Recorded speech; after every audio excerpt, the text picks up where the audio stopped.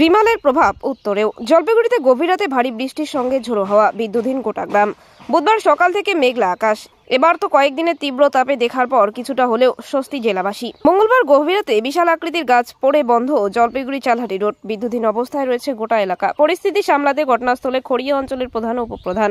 খোঁজ খবর নিতে উপস্থিত কোতোয়ালি থানার পুলিশ। গতকালের রাতে ঝড়ে বন্ধ হলো জলপাইগুড়ি চালহাটি রোড। ঘটনাটি ঘটেছে মঙ্গলবার রাতে। জানা গিয়েছে এদিন ঝড়ের তাণ্ডবে বেশ কয়েকটি বড় আকৃতির গাছ জলপাইগুড়ি চালহাটি দেবনগর সংলগ্ন এলাকায় পড়ে গিয়েছে। গাছ পড়ে বিদ্যুতের তার ছিঁড়ে পড়ার কারণে বিদ্যুৎহীন অবস্থায় রয়েছে এই এলাকার বাসিন্দারা বলে জানা যায়। রাস্তায় চলাচল একেবারেই বন্ধ হয়ে গিয়েছে। যদিও ইতিমধ্যে বন দপ্তরের কর্মীরা এসে গাছ কাটার কাজে হাত লাগায়, তবে মানুষের কোনো ক্ষয়ক্ষতি হওয়ার খবর নেই। এরপর বিদ্যুৎ দপ্তরের কর্মীরা তাদের বিদ্যুৎ মেরামতের কাজে লেগে যায়। পুরো ঘটনার বিবরণ দেয় খড়িয়া অঞ্চলের উপপ্রধান মনোজ ঘোষ, খড়িয়া অঞ্চলের উপপ্রধান। তাও কি হয়েছে এখানে?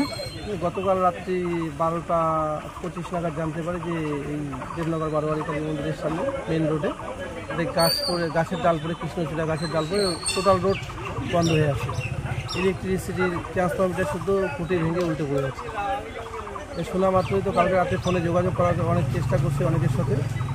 আর ভোরবেলা সকাল 6টা নাগাদ চলে এসেছি এখানে এসে গাছ কাটার লোক লাগিয়েছি। ইলেকট্রিসিটি বোর্ডকেও ফোন করা হয়েছে, ওনারা আসতেছে। আশা করি এই সমস্ত এগুলা পরিষ্কার করে তারপরে বাড়ি যেতে হবে। ঠিক হ্যাঁ,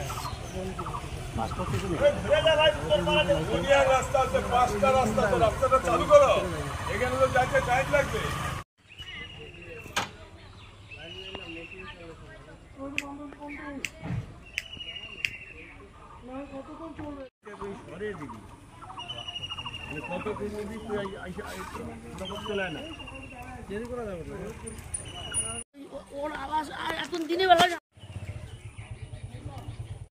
আর আমার ইনভার্টারটা খারাপ হচ্ছে না, আর বহু বছরের ইনভার্টার, আমি তো কোনোদিন বুঝতে পারি না।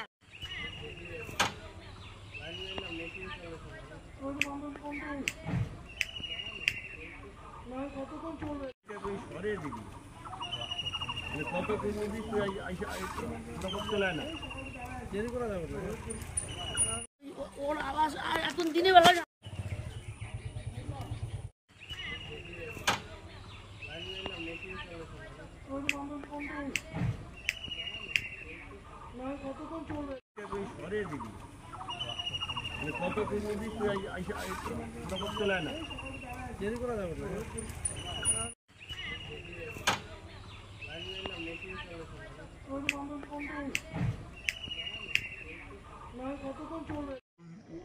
আওয়াজ আর এখন দিনে বেলা